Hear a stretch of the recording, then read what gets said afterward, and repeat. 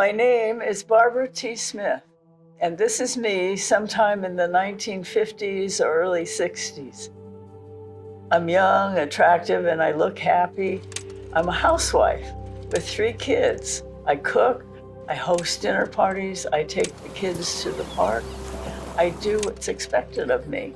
But soon I will feel empty. I will wonder what it all means. I will feel like I'm living in someone else's dream. Not long after, the dream will end, and I will be thrust into a new life, upended, adrift, and alone. But art can save me. Art does save me. Through art, I create a life, an extraordinary life. I create community. I create art using my body, desire, sexuality, spirituality, and inner transformation. But I know none of this when this photo is taken. I do not know that everything I have known will come undone.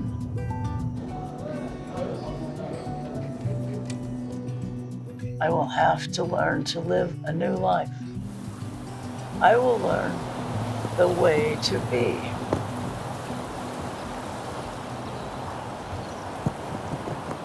Let's start at the beginning.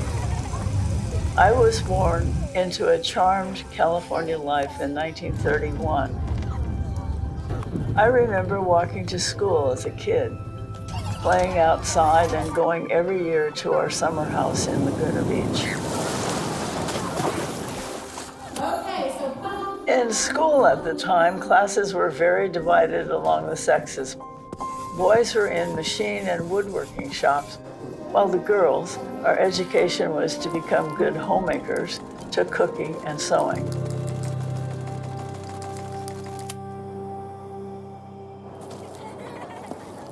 In 1941, our family took a road trip north, all the way to Jasper National Park in Canada. That was in August. In December, the Japanese bombed Pearl Harbor and America entered World War II. We bought savings bonds, had our gas rationed, and grew a huge victory garden. Not long after the war ended, I started high school. I had the usual sequence of boyfriends until I began dating Ed Miller, a football player 2 years older than me. He and his Irish Catholic immigrant family lived in the back of their liquor store. My parents panicked. Battles raged between us. They sent me to Pomona College hoping the relationship would end. But one night, as I was off to see him, my father told me, "If you ever go out with Ed Miller again, you are not to consider yourself my daughter." I went back to school that night, stunned, and never saw him again. For 2 years, I was caught in a severe depression, but no one knew. I was good at pretending, all smiles and laughs. Freshman year, I was voted class vice president along with Alan Smith, who was voted president. Thrown together, he was the only one who learned how shattered I was. We became close. Eventually, he asked me to marry him. I did love him, and I didn't know how else to have a life other than to marry. I had no means to support myself, and so we married in our junior year, and I graduated pregnant. 3 weeks before Rick was born, my father died of a heart attack. Those first couple years were at Fort Benning, Georgia, where Alan was stationed as an ROTC reservist in hopes to avoid the Korean War. There, faced with days on end, alone, I decided to become the artist I was trained to be in college. In clumsy fashion, I began to paint. After Julie's birth in 1957 back in California, I suffered a second postpartum depression. I didn't know why or what to do. As luck would have it, Living on our street was Dr. Robert Hinshaw, a therapist. At our first session, he told me he was a therapist of the soul, and he would not help me adapt to our culture, but help me find my own unique identity. He taught me that the profound trauma of my father's betrayal was the critical issue creating my depression. I tried sharing this with Alan, but he refused to listen, and I was cut adrift on a lonely journey of my own. As a consequence of a sudden awakening experience, my mind amazed me. I was suddenly writing poetry and having insights that I would rush to write down. Visual ideas flew through my mind for very innovative paintings, and there were strange ideas for actions that, while disturbing, were also often very funny. This total intensity went on for months. I turned a bedroom into a studio and made stumbling efforts to actualize what was going on in my head. In 1965, I decided to go back to school to Chouinard Art Institute. My ideas were very clear to me, and I wanted a context in which to test them. I became aware of an impenetrable inner void of blackness in my psyche. I began to make a series of mostly black paintings to reflect this state. I ruled each with matte black, on top of which I painted an understated but noticeable small figure in color. The entire painting was then covered with glass and enclosed in a narrow aluminum frame.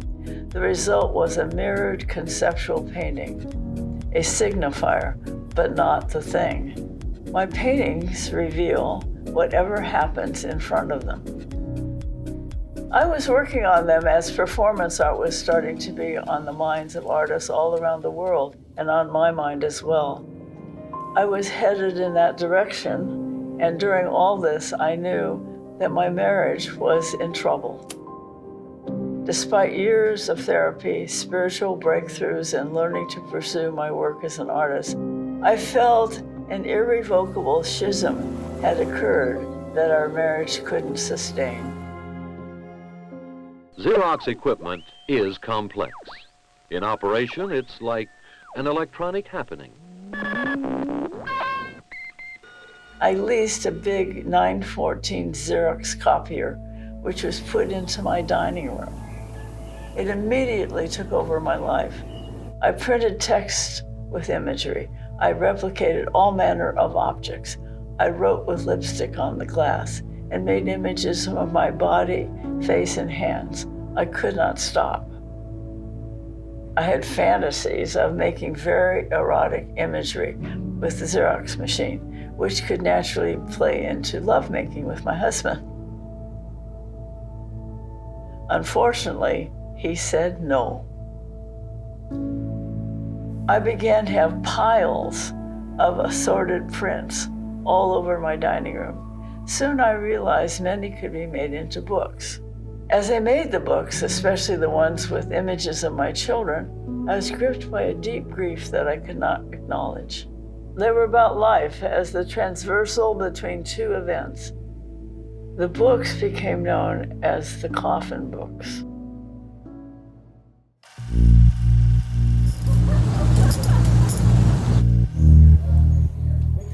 I began an affair with Dick Kilgrove before my divorce was finalized.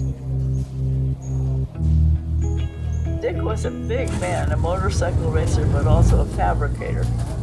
He made fiberglass fenders, racing fairings, seats, and the bubble for Ken Kesey's bus. He was unpredictable, destructive, and reckless. He outraged everybody I knew and kept me constantly on my toes.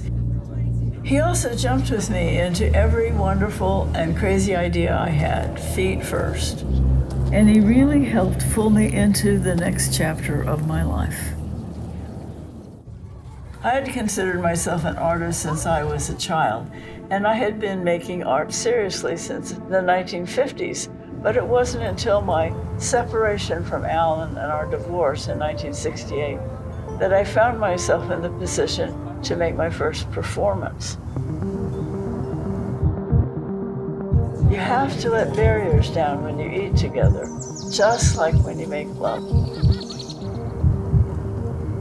Ritual meal was the first of a genre for me using food as a medium.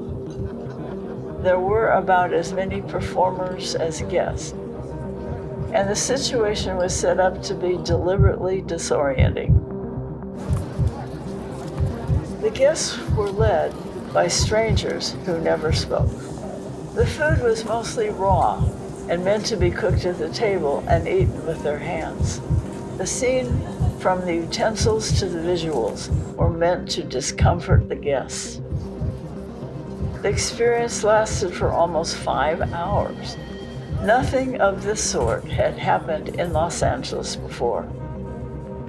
My life as a homemaker, dinner party host, housewife was over. My marriage ended, my kids taken from me. And so there I was, hosting a dinner party where my goal was not to show the guests a good time, but to make them squirm, surround them in an environment that seems familiar, but remove the comforts that they are used to and make them fend for themselves, all the while being bombarded by sounds and images that make them question and second-guess their actions. It was my first major performance.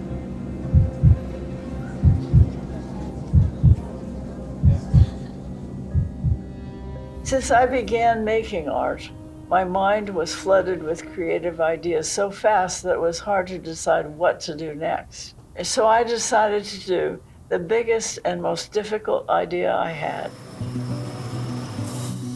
the field piece. I would learn the most from doing it, and I hoped, attract the most attention.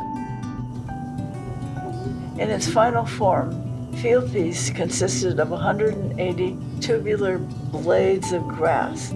Each blade stood 9.5 feet tall and was made of semi-flexible, translucent, pastel-colored resin. The blades were mounted randomly on flooring made of a soft, spongy material, and that rested on a plywood base, which housed wiring connected to lights and speakers and activated by the participants' steps. The entire field measured 20 by 24 feet, and as each person walked through it, they lit their own way and produced their own soundtrack. I staged a special nude event in the installation for people to wander through without the markings of civilized classifications. We all sat together over wine and cheese to discuss what we were to do and how I intended to walk through it. Someone asked if this would be some sort of nude sexual event, and I evaded the question. Later, I did end up making love inside the installation to one of the men who helped transport the piece to the gallery. Field piece was an arena of unquestioning acceptance. It was sensuous in nature, hypnotic and meditative. Officially, I began the piece in 1968. It took nearly 3 years to complete and was laborious, technical, and wiped me out financially. I made this wonderful and generous artwork and worked my tail off to do it. But in the end, no one wanted it. I felt my efforts had been important to the work and was meaningful and deserved to be treated with care. But also I learned I would never again make art simply for exposure and to assume it would be valued after that.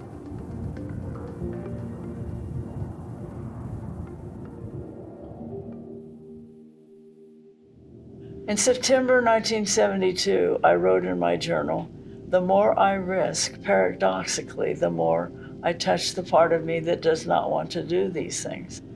I have succumbed to the temptation to be assertive and strong, that is, to be defensive.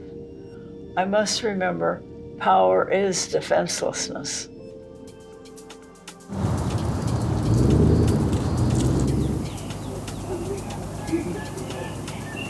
I was about to embark on a performance that would last 10 days. I would enter each place I came to on a road trip from San Francisco to Seattle, do what I needed or wanted to do at each place, and then leave, all the while never speaking. I carried a sense of presence as I moved, yet I was invisible. This was a great experience to learn how really frightening it is to be outside of the norm, because as I traveled, I began to understand the things that we take for granted. It is all a language that we communicate without even thinking about it. It is the way we behave as white people or brown or black or whoever you are. You have a language and you take it for granted. You learn how you will be accepted and how to behave so people deal with you as customers, friends, family. They take you as you present yourself without even having to talk about it. And in my white pants and white waiter's jacket, white surgical cap and face paint, that was gone. It was frightening and profound. It was a great teacher for me.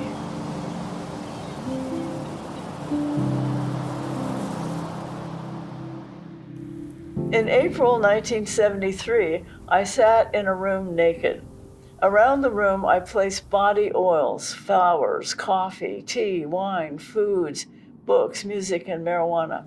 People were invited to enter one at a time and urged by a recorded audio loop to feed me.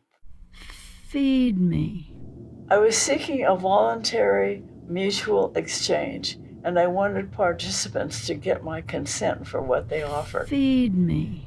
The piece revealed the wonderful variety of interactions available between people beyond just sex. Feed me. The performance invited an opportunity to manifest the strength of female vulnerability before a public witness.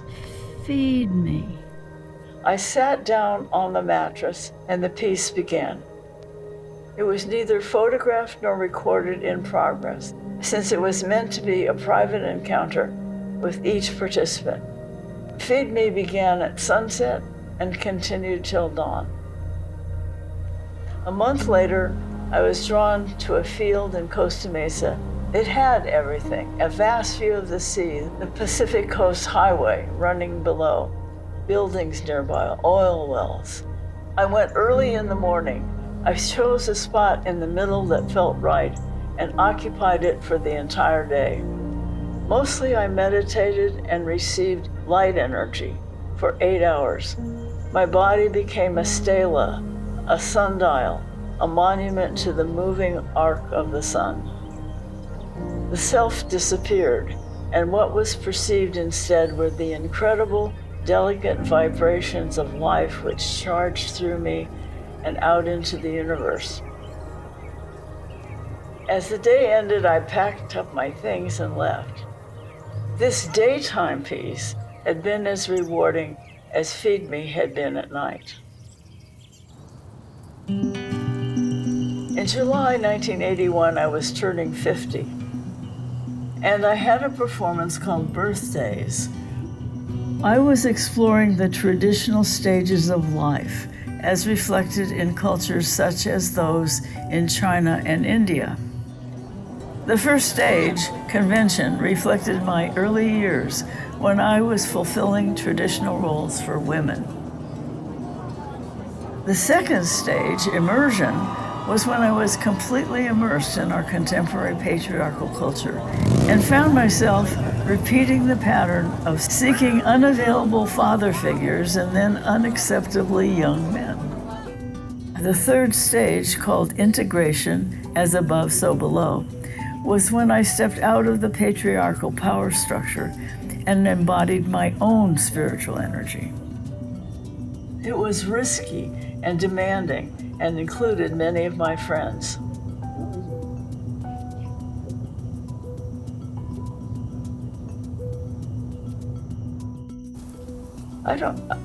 Most people probably most women sort of go around in the world interacting and reacting, but they don't have the sense of themselves as a person who can have an effect in this encounter. They're just conforming to whatever the scene is, and they can say, oh, I don't like that or something, but they don't really have this sense of self.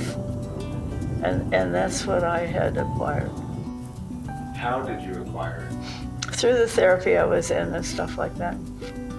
And my performance ideas, that doesn't come from some derivative entity. That comes from a singular self-identity. And I have it to this day. I mean, I'm quite sure most little girls don't have that, but they could. Everyone could.